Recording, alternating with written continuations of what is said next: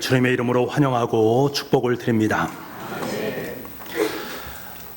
우리는 평소에 어떤 문제에 대해서 잘 알고 있다라고 여깁니다. 하지만 막상 그 문제를 설명해 보라라고 말하면 정확한 개념을 정리가 되지 않는 모습을 봅니다. 그런 개념 가운데 하나가 바로 하나님 나라에 대한 개념입니다. 우리가 보통 나라라고 하면 국토와 국민과 주권을 의미합니다. 하지만 예수님께서 말씀하시는 하나님의 나라, 이 하나님 나라의 나라는 히브리어로 말쿠트, 헬라어로는 바실레이라라고 말하는데 1차적인 뜻은 주권이란 뜻입니다. 하나님의 통치, 하나님의 주권, 하나님의 다스리심을 의미합니다. 하나님 나라는 하나님의 통치의 영역이 미치는 모든 곳을 의미합니다. 하나님의 다스리심이 행사되는 모든 곳이 바로 하나님의 나라입니다. 이 하나님 나라에 대해서 사도 바울은 로마서 14장 17절 말씀에 이렇게 말씀하고 있습니다. 하나님 나라는 먹는 것과 마시는 것이 아니요 오직 성령 안에 있는 의와 평강과 희락이라. 하나님께서는 사도 바울을 통해서 하나님의 나라는 단순히 풍성하게 먹고 마시는 것이 아니라 성령 안에서 의와 평강과 희락이 실현된다라는 말씀입니다. 이것이 하나님의 본질입니다. 성령님께서 임하시면 그곳에는 반드시 의와 평강과 희락이 넘치는 하나님의 나라가 펼쳐진다는 말씀입니다. 그런데 이 하나님 나라의 개념은 단순히 미래적인 개념이라기보다는 현재적 개념과 미래적 개념을 동시에 포함하고 있는 개념이라고 할 수가 있습니다. 저와 여러분은 이미 입술을 통해서 고백하지 않습니까? 예수님은 하나님의 아들이십니다. 그리고 그 예수님께서는 내 인생을 구원하신 구원자가 되십니다. 이 아름다운 고백을 하나님께 드립니다. 이 신앙 고백으로 말미암아 저와 여러분은 구원을 받았습니다. 이와 동시에 구원받은 우리에게 예수님께서 내 마음속에 들어오셔서 왕으로 좌정하십니다. 이때부터 왕 되신 주님께서 내 마음을 통치하시고 내 마음을 다스리시게 됩니다. 그러면 비로소 하나님과 나 사이의 관계가 바른 관계로 형성되어집니다. 이 관계가 바로 의라는 단어를 통해서 드러나는 것입니다. 하나님과의 바른 관계, 의가 형성되게 되면 그 마음속에 비로소 하나님의 평화가 임하게 되고 비로소 하나님의 기쁨이 넘쳐나게 됩니다. 그래서 우리는 하나님의 의와 평강과 희락을 누리며 살아가게 됩니다. 하나님 나라를 살아가는 사람들의 마음속에는 의와 평강과 희락이 가득 차 있다라는 사실입니다. 이것이 바로 하나님의 나라의 현재적인 개념입니다. 하지만 이것으로 모든 것이 끝이 나는가? 여러분, 그렇지 않습니다. 이 하나님의 나라는 이미 우리에게 임했지만 여전히 완전하게 임한 것은 아닙니다. 여러분 생각해 보십시오. 우리의 마음속에 하나님의 나라가 임했다, 성령님께서 임하셨다라는 그 말은 늘상 우리의 삶 속에 의와 평강과 기쁨이 차고 넘쳐야만 합니다. 매일매일 삶을 살아가면서 이 모든 것을 누리며 살아가야 됩니다. 그런데 여러분 그렇습니까? 정말 여러분의 삶의 자리 속에 매일매일 순간순간 모든 시간마다 하나님의 의와 평강과 희락이 넘쳐나는 인생을 살고 있습니까? 그렇지 않습니다. 여전히 죄는 우리를 공격합니다. 이미 천국 백성으로 살아가지만 여전히 우리 속에는 불의가 있습니다. 평화와 함께 갈등이 공존하고 있습니다. 그리고 기쁨과 함께 슬픔이 있습니다. 여전히 우리의 마음의 법과 내 인생의 법, 육신의 법이 싸움을 경험하는 것을 늘상 삶의 자리 속에서 경험하게 됩니다. 그래서 이미 우리에게 하나님 나라는 임했지만 아직은 여전히 아닙니다.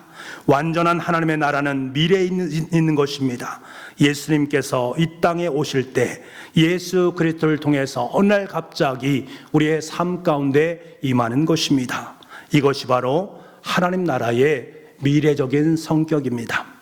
그러면 여러분, 이 하나님 나라의 개념을 우리가 들여다보면 그 개념 속에 무엇이 담겨져 있습니까?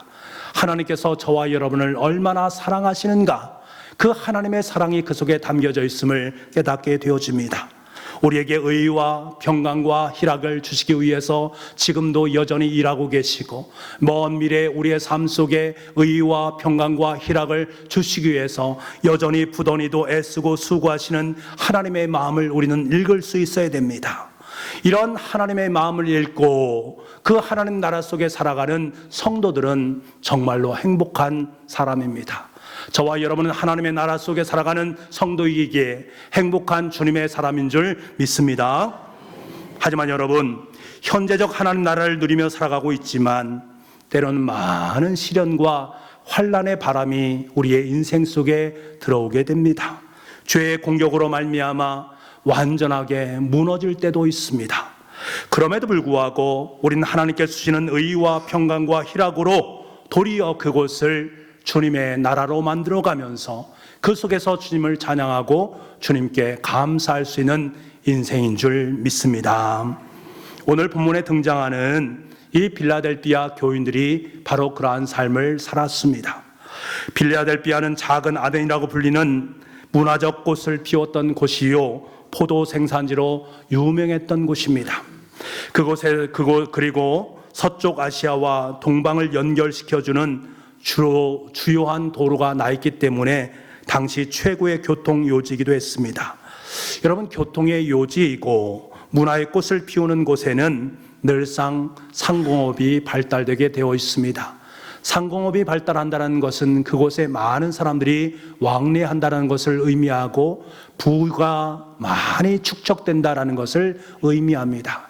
그것으로 정치적으로 또한 군사적으로 많은 영향력을 행사할 수 있는 도시가 되어진다는 것을 의미합니다. 빌라델비아 도시가 바로 그러한 도시 중에 하나였습니다.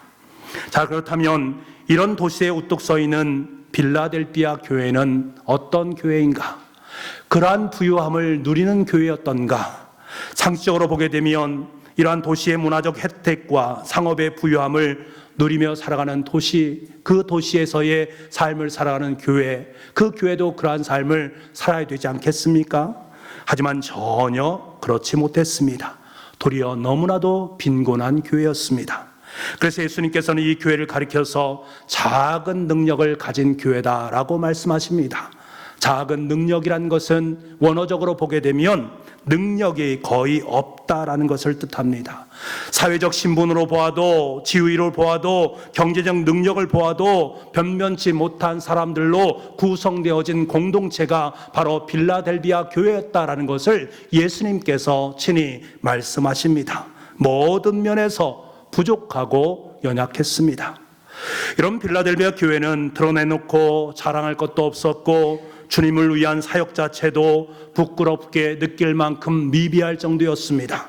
그야말로 작은 능력의 교회였습니다. 그런데 여러분, 주님께서는 이러한 교회를 너무나도 칭찬하고 계십니다. 모든 것이 연약하고 부족한 작은 능력을 소유한 교회였지만 예수님께서는 이 교회를 향해서 칭찬 일색으로 이야기를 하고 계십니다. 책망이라고는 찾아볼 수가 없습니다. 왜 하나님께서는 이렇게 연약하고 초라하고 보잘것없는 빌라델비아 교회를 칭찬하고 계신 것일까? 왜 그러신 것일까? 먼저 그들은 작은 능력을 가지고도 주님의 말씀에 순종했기 때문에 그렇습니다. 빌라델비아 교인들은 자신의 능력이 적음에도 불구하고 절대 비관론적인 삶으로 나아가지 않았습니다. 많은 사람들은 자신이 지금 가지고 있는 것이 작다라고 여기면 어떤 현상이 일어나게 됩니까? 쉽게 열등감에 빠지게 되지 않습니까? 작은 지식과 작은 재산과 작은 능력이 내 삶 속에 있다라고 생각하면 열등감에 빠지게 되어지고 자존감이 낮아지게 되고 그래서 쉽게 포기하는 경향이 있지 않습니까? 주님의 사역을 감당할 때도 마찬가지입니다. 우리가 주님의 사역을 잘 감당하다가도 불현듯 내 삶 속에 내 능력이 너무 작지, 내가 어떻게 이것을 감당할 수 있겠어? 다른 사람이 나를 보면서 야, 넌 능력이 작은 사람이기 때문에 그것을 감당할 수 있겠어? 라고 말한다면 어떠할 것인가? 내가 하는 것보다 나보다 더 능력 있는 저 사람이 하는 것이 더 합당한 것이 아닌가? 그래, 나의 능력은 작으니 저에게 능력 많은 저 사람에게 그 모든 것을 이양하자라고 생각하면서 여러 가지 상념 가운데 빠지지 않겠습니까? 급기야 모든 것을 자포자기하게 됩니다. 여러분, 내가 가지고 있는 작은 능력을 바라보면 쉽게 열등감에 빠지게 됩니다. 자존감이 낮아지고 쉽게 포기할 수 있습니다. 하지만 오늘 필라델피아 교인들의 모습을 보십시오. 그들의 능력은 부족했습니다. 가진 것은 너무나도 작았습니다. 그럼에도 불구하고 주님으로부터 칭찬을 받고 있습니다. 왜 그런 것일까? 이들은 지금 자신이 가지고 있는 그 작은 능력에 집중하는 인생을 살지 않았습니다. 도리어 이 작은 능력으로 내가 하나님을 위해서 무엇을 할 것인가, 이 사실을 그들은 하나님께 질문했습니다. 여러분, 이것이 중요한 것입니다. 하나님께서 보시는 것은 능력의 많고 적음의 문제가 아닙니다.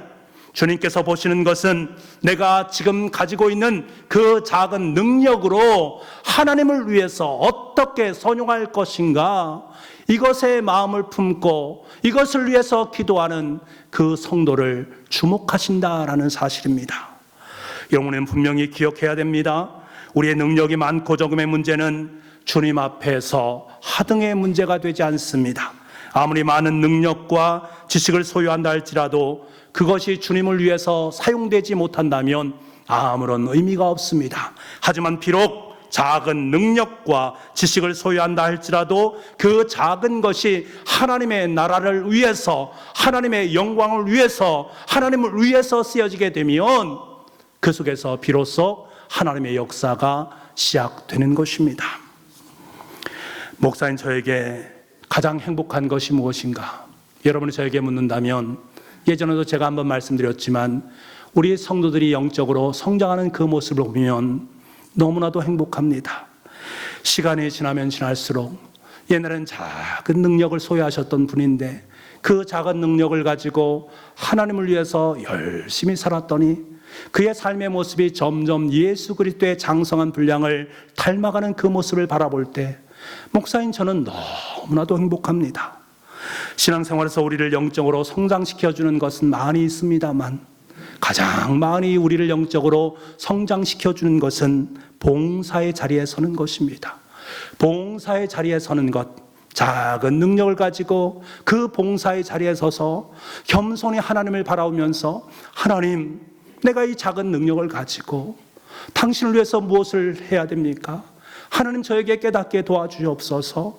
간구하며 나아갈 때에 하나님께 그 모습을 바라보시면서 얼마나 기뻐하실까? 그러면서 점점 그의 삶의 자리가 예수님의 향기를 많이 바라게 되니 자신도 영적으로 성장하고 주위에 있는 많은 사람들도 그 사람이 참 많이 성장해서 칭찬을 하지 않겠습니까? 그러한 모습을 바라볼 때 목사인 저는 너무나도 기쁘고 행복합니다. 제가 이렇게 기쁘고 행복한데 우리 하늘 아버지께서는 얼마나 기뻐하실까? 많은 경우 우리는 하나님께 받은 것이 별로 없어서 주님께 드릴 것이 없어 라고 생각하는 분이 계십니다. 난 하나님께 많은 걸 받지 않았기 때문에 하나님께 드릴 게 없어 라고 말하는 것이지요. 그래서 내가 충성하지 못하는 것을 마치 주님 탓으로 돌리는 경우를 종종 볼 때가 있습니다. 여러분, 달란트 비유를 보십시오. 주님께서 몇 달란트를 받았느냐, 그것을 중요하게 여기셨습니까? 아닙니다. 그 몇 달란트를 받았느냐가 중요한 것이 아니라 주님이 주신 것으로 내가 지금 무엇을 하느냐, 이것이 바로 핵심인 것입니다. 주님은 오병이어를 가진 한 어린 아이를 택하셔서 그를 통해서 5,000명이 넘는 많은 사람들을 먹이는 기적의 역사를 일궈내셨습니다. 주님께서 주목하신 것은 가난한 2 렙돈을 가진 그 여인의 헌금, 그것을 칭찬하셨습니다. 주님은 우리의 작은 능력이지만, 가진 것이 없고 보잘것없는 우리의 삶이지만 그것을 가지고 하나님께 헌신하고 순종할 때 하나님은 그 순종을 하나님의 역사로 바꾸어 놓으신 줄 믿습니다. 작은 능력을 가지고 계십니까? 걱정하지 마시기 바랍니다. 여러분의 손에 들려진 것이 무엇입니까? 그것이 너무나 초라하고 작게 보이십니까? 작은 능력으로 보이십니까? 주님께서는 거창한 능력을 여러분께 원하신 적이 없습니다. 그저 작은 능력이지만 그것으로 하나님의 사역을 위해서 순종할 때 하나님은 그것을 사용하시고 그것을 기뻐하십니다. 여러분, 주님은 우리의 형편과 처지를 너무나 잘 알고 계십니다. 어떤 환경에서든지 어떤 처지에든지 그 작은 능력을 주님의 영광을 위해서 아름답게 선용할 수 있기를 간절히 소망합니다. 반드시 주님께서는 빌라델비아의 교회의 기적을 저와 여러분의 삶 가운데, 우리 교회 가운데 허락해 주실 줄 믿습니다. 두 번째로, 빌라델비아 교인들은 고난 중에 순종했기 때문에 하나님께서 그를 칭찬해 주셨습니다. 빌라델비아 교회는 상당히 어려움을 겪고 있었습니다. 8절 말씀을 보십시오. 8절 말씀에 그들의 어려움이 이렇게 담겨져 있습니다. 우리 함께 8절 말씀을 읽어보겠습니다. 시작. 볼지어다 내가 내 앞에 열린 문을 두었을 때 능히 닫을 사람이 없으리라. 내가 내 행위를 아노니 내가 작은 능력을 가지고도 내 말을 지키며 내 이름을 배반하지 아니하였도다. 내 이름을 배반하지 아니하였도다. 이 말은 무슨 말입니까? 빌라델비아 교인들은 주님의 이름을 배반할 수 있는 상황 속에 놓여 있었다라는 것을 의미합니다. 또 9절 말씀에 보게 되면 자칭 유대인이라 하나 그렇지 아니하고 거짓말하는 자들이란 말이 등장합니다.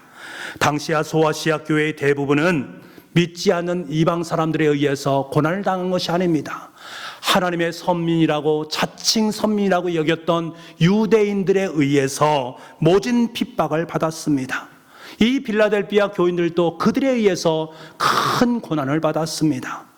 당시에 유대인들이 회개하고 예수님을 믿게 되면, 그래서 그리스도인이 되게 되면 동족 유대인들은 너는 더 이상 하나님의 백성이 될 수 없다, 너는 반역자다 라고 해서 그들을 추방했습니다. 예배를 드릴 수 있는 회당에도 들어오지 못하도록 그들의 권리를 박탈해버렸습니다. 심지어는 로마 황제에게 거역하는 자들이다 라고 누명을 씌워서 옥구를 치우도록 만들었습니다. 모진 고난을 사행했던 사람들이 바로 이러한 유대인들이었습니다. 여러분, 대부분의 사람들은 타인에게 고난을 받으면 어떠한 행동을 합니까? 마음속에 원망도 있고 적대감을 갖게 됩니다.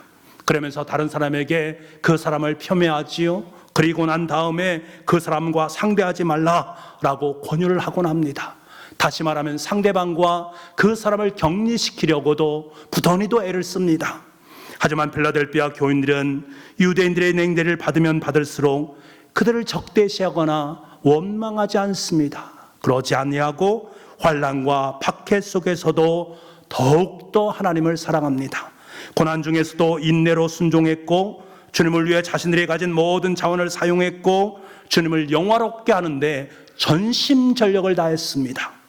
고난이 가중되면 가중될수록 이들이 집중한 것은 하나님의 말씀에 대한 순종이었습니다.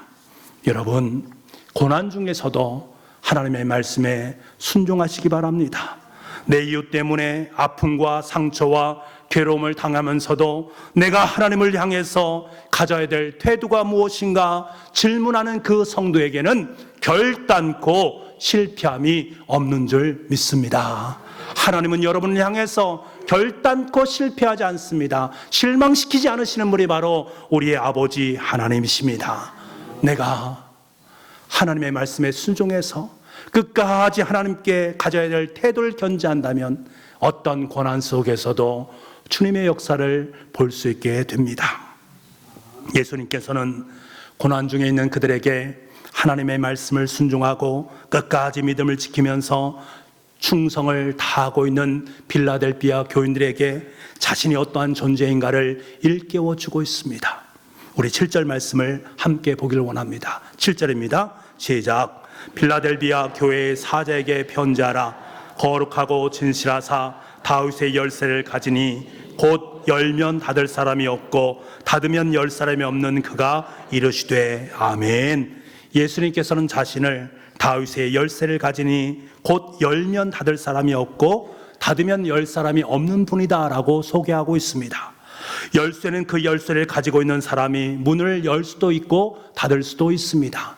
열쇠를 가진 사람의 마음 아니겠습니까? 그래서 열쇠를 가진 사람이 대단히 중요합니다. 다윗의 열쇠를 가진니 그분은 바로 예수님이십니다.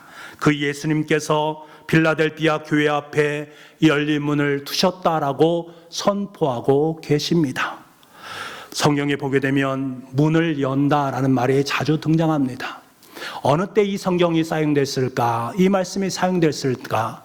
선교의 기회가 주어졌을 때 이 말씀이 가장 많이 사용되고 있습니다. 선교의 기회를 모요사했을 때, 그러니까 지금 예수님께서 자기 자신을 열린 문이다라고 말씀하시는 것은 주님께서 친히 빌라델비아 교회에 선교의 문을 활짝 열어놓으셨다라는 것을 말씀하고 있는 것입니다. 예수님께서 친히 열린 문이 되셔서 선교적 사명을 감당할 수 있도록 빌라델비아 교우들에게 능력과 힘을 공급해 주셨다라는 사실을 말씀하고 있는 것입니다. 그렇다면 빌라델비아 교회에 어떤 선교의 문을 열어주셨는가? 9절 말씀 우리 함께 보기를 원합니다. 9절 말씀입니다. 시작. 보라, 사탄의 회당 곧 자칭 유대인이라 하나 그렇지 아니하고 거짓말하는 자들 중에서 몇을 내게 주어 그들로 와서 내 발 앞에 절하게 하고 내가 너를 사랑하는 줄을 알게 하리라. 아멘. 유대인들은 스스로를 하나님의 백성이다라고 자부했지만 사실은 사탄의 도구로 사용되고 있습니다. 그러니까 예수 그리스도를 잘 믿고 있는 빌라델비아 교인들을 핍박했던 것입니다. 하지만 빌라델비아 교인들은 결단코 그들 앞에서 주님의 이름을 배반하지 아니했습니다. 그런데 참으로 놀라운 일이 벌어졌습니다. 빌라델비아에 있었던 유대인 회당의 주요한 지도자들 몇 사람이 빌라델비아 교인들의 전도로 말미암아 빌라델비아 교우들로 편입이 되었다라는 사실입니다.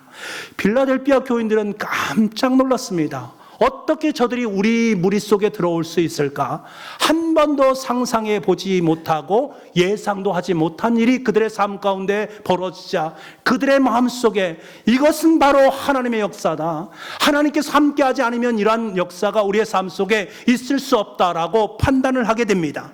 그러면서 그들이 더욱더 열심으로 최선을 다했던 것이 유대인을 향한 복음이었습니다.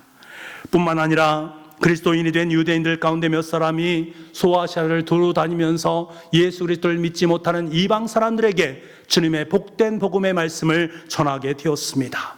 열린 문이 빌라델비아 교회에 활짝 열려져 있는 하나님의 역사가 고스란히 이곳에 쓰여져 있습니다. 사랑하는 성도 여러분, 하나님께서는 빌라델비아 교회 위에 하늘의 문을 여셨습니다. 그들은 자신들에게 주어진 능력이 작지만 이 작은 능력으로 열린 하늘문을 통해서 유대인들과 예수님을 알지 못하는 사람들에게 구원의 복된 복음의 소식을 나누었고 많은 영혼들을 주님의 품으로 인도하게 되었습니다. 하지만 너무나 감사한 것은 하나님께서는 빌라델비아 교회 위에만 이 열린 문을 주셨는가? 전혀 그렇지 않다라는 사실입니다. 바로 지금 여기 우리 교회 위에도 하나님께서는 이 열린 문을 허락해 주신 줄 믿습니다. 더욱더 감사한 것은 저와 여러분을 통해 이 시대의 빌라델비아 교인으로 우리를 부르셔서 우리에게 하늘 문을 열 수 있는 권세를 주셨다라는 사실을 꼭 기억할 수 있기를 바랍니다. 저의 말입니까? 아닙니다. 마태복음 28장 18절 말씀에 예수께서 나와 말씀하여 이르시되 하늘과 땅의 모든 권세를 내게 주셨으니 하늘과 땅의 모든 권세를 저와 여러분의 삶 가운데 허락해 주셨다라고 약속해 주고 계십니다. 우리 도손에는 하늘의 권세와 땅의 권세가 들려있다라는 사실입니다.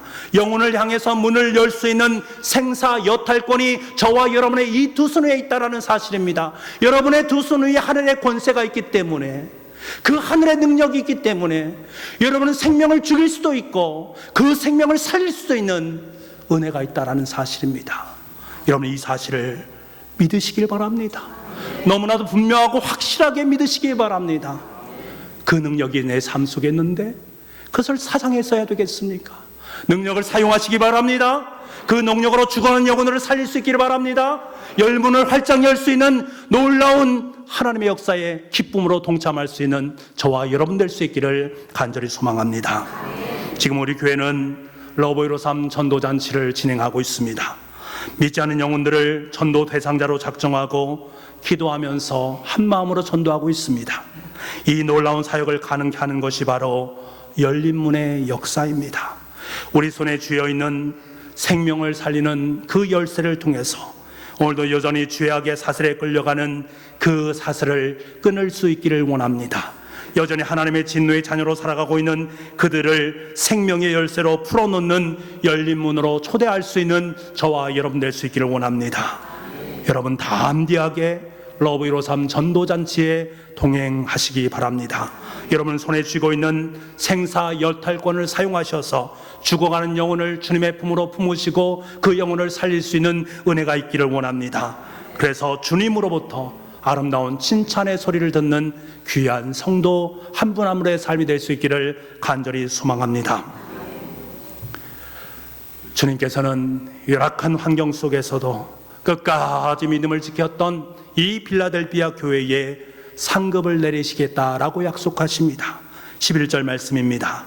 내가 속히 오리니 내가 가진 것을 굳게 잡아 아무도 내 면류관을 빼앗지 못하게 하라.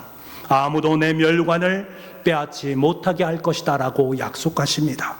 이 말씀은 우리가 잘못하면 우리의 면류관을 빼앗길 수도 있다라는 것을 말씀하는 것입니다. 실제로 성경을 보게 되면 하나님께 주신 귀한 면류관을 빼앗기는 모습을 우리는 많이 보게 됩니다. 에서는 배고픔을 참지 못하고 팥죽 한 그릇에 장자권을 야곱에게 빼앗기지 않았습니까? 사울은 순종이 제사보다 나은 것을 깨닫지 못하고 하나님의 말씀에 순종하지 못하고 제멋대로 삶을 살아가다가 결국 왕의 면류관을 다윗에게 빼앗기지 않았습니까? 가룟 유다는 돈에 눈이 멀어서 스승인 예수 그리스도를 팔아넘김으로 말미암아 거룩하고 복된 사도의 반열을 마띠아에게 빼앗기지 않았습니까? 여러분, 위대한 사도 바울은 자신이 혹시 하나님의 영광을 위에서 쓰임받았는데 쓰임받지 못할 수도 있지 않은가, 자기에게 드려온 하나님의 영광의 면류관, 그 영광의 면류관이 자신을 떠날 수도 있다라는 사실에 그는 두려워했습니다. 고린도전서 9장 27절 말씀에 이렇게 고백합니다. 내가 내 몸을 쳐 복종하게 함은 내가 남에게 전파한 후에 자신이 도리어 버림을 당할까 두려워함이라. 버림을 당할까 두려워함이라. 버림은 지옥에 가게 된다는 것을 말하는 것이 아니라 더 이상 하나님 앞에 쓸모없는 자가 되는 것을 의미합니다. 만약 내가 내 삶을 잘 관리하지 못하고 복음을 전하기에 합당한 삶을 살지 못한다면 나는 하나님 앞에서 더 이상 쓸모없는 존재가 될 수 있다라는 사실을 그는 너무나도 잘 알고 있었습니다. 여러분, 하나님께서 더 이상 나를 쓰지 않으시겠다, 하나님께서 나를 향해서 너는 아무런 기대도 내가 너에게 품지 않고 있다 라고 여긴다면 우리의 인생이 얼마나 비참한 인생이 되겠습니까? 우리의 삶이 얼마나 비극적인 인생이었습니까? 사랑하는 여러분, 하나님께 쓰임받기를 원하십니까? 하나님께서 저와 여러분에게 기대하시고 인정받기를 원하십니까? 그렇다면 빌라델비아 교회가 고난 속에서 하나님의 말씀에 순종하고 선교를 향한 뜨거운 마음을 가졌다라는 이 사실을 반드시 기억하시기 바랍니다. 마지막까지 주님의 이름을 배반하지 아니하고 오직 주님의 면류관을 향하여 한 걸음 한 걸음 묵묵히 걸어갔다라는 이 사실을 마음에 도들새김할 수 있기를 원합니다. 그때 주님께서는 저와 여러분을 10절에서 말씀하신 것처럼 환난 중에 지켜주실 것입니다. 시험대를 면하게 하실 뿐만 아니라 영원한 생명으로 우리를 인도하실 것이고, 그리고 저와 여러분에게 생명의 면류관을 씌워 주실 것입니다. 그 어떤 사람도 그 어떤 것도 그 면류관을 절대로 벽거내지 못할 것입니다. 이것이 주님께서 저와 여러분에게 허락하신 약속의 말씀입니다. 어디뿐입니까? 하나님께서는 또 하나의 약속을 말씀해 주십니다. 12절의 말씀도 우리에게 주시는 약속의 말씀입니다. 이 말씀을 함께 읽기를 원합니다. 같이 읽겠습니다. 시작. 이기는 자는 내 하나님의 성전에 기둥이 되게 하리니 그가 결코 다시 나가지 아니하리라.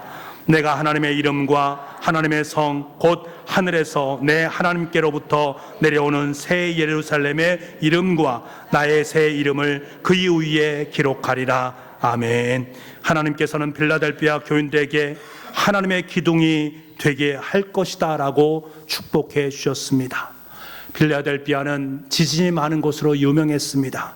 이러한 도시 한국판에서 주님께서 이기는 자는 하나님의 성전의 기둥이 되게 하겠다라고 말씀하신다는 것, 그것은 너무나도 의미심장한 표현 아니겠습니까?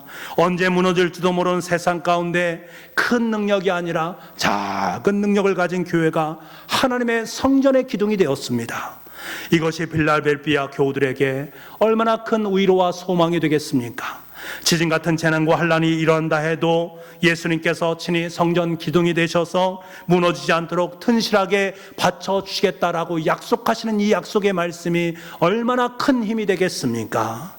뿐만 아니라 이 기둥에는 하나님의 이름과 필라델피아 교우들의 이름이 함께 새겨져 있다라고 말씀해 주시니 이것보다 더 은혜로운 것이 어디에 있겠습니까?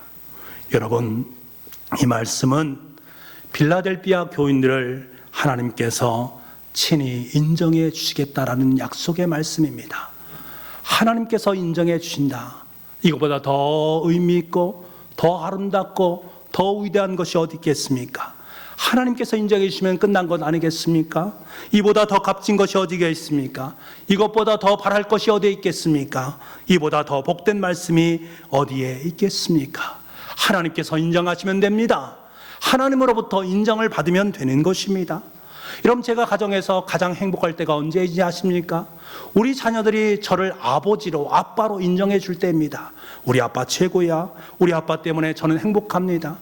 우리 아내가 남편을 인정해 줄 때, 그때 가장 행복합니다. 우리 남편 가장 멋진 남편입니다 라고 말할 때가 제일 행복한 것입니다. 상대방을 통해서 인정을 받는다는 것이 얼마나 귀하고 행복한 것입니까? 하물며 하나님 아버지로부터 내 삶의 자리 속에 나는 너를 인정해 준다. 나는 너의 교회를 인정해 준다. 나는 너와 함께하고 너의 인생 내가 책임져 주겠다. 너를 하나님의 놀라운 하늘의 기둥으로 삼아주고 그 위에 너의 이름을 적어 놓으시겠다. 약속해 주신 약속의 말씀보다 더 귀하고 복된 것이 어디 있겠는가 하는 것입니다. 사랑하는 북부가족 여러분, 사람들이 볼 때는 정말로 별별이 없어 보이지만 주님이 보실 때 귀중한 교회가 필라델피아 교회였습니다. 주님께서 인정하는 교회였습니다. 그곳이 바로 하나님의 나라요, 그곳에 속한 사람들이 하나님 나라를 살아가는 하나님 나라의 백성들이 모여있는 곳입니다. 여러분, 주님께서는 외적으로 화려함과 강함과 능력을 추구하는 세상 속에서 건강한 교회, 주님을 기뻐하는 교회가 되기를 원하시고 그 교회를 찾고 있습니다. 그 교회가 바로 필라델피아 교회요, 바로 우리 정주 북부교회가 될 줄 믿습니다. 주님으로부터 인정받는 교회, 주님으로부터 인정받는 성들이 모인 교회가 되어서 저와 여러분이 온통 나의 삶을 다해서 하나님께 영광 드릴 수 있는 복된 인생, 하나님의 자녀 인생, 하나님의 권세를 누리는 주님의 자녀들 될 수 있기를 간절히 소망합니다. 기도하겠습니다. 아버지 하나님, 이 시대에 인정받는 필라델피아 교인이 되어서 복음을 들고 산을 넘는 전도자들이 되어서 죽어가는 영혼을 살리는 열린 문의 주인공이 되기를 소망합니다. 예수님께서 우리에게 생명의 멸관을 씌워주시고 그 어떤 사람에게도 뺏기지 않도록 하겠다라고 약속하신 그 말씀, 주님께서 성전 기둥 위에 직접 하나님의 이름과 우리의 이름을 새겨 놓으시겠다라고 말씀하신 약속의 말씀을 품고 당당하게 주님의 사역을 기쁨과 감사로 감당할 수 있는 사랑하는 우리 교우들 다 될 수 있도록 주님 도와주옵소서. 모든 말씀을 예수님의 이름으로 기도하옵나이다. 아멘.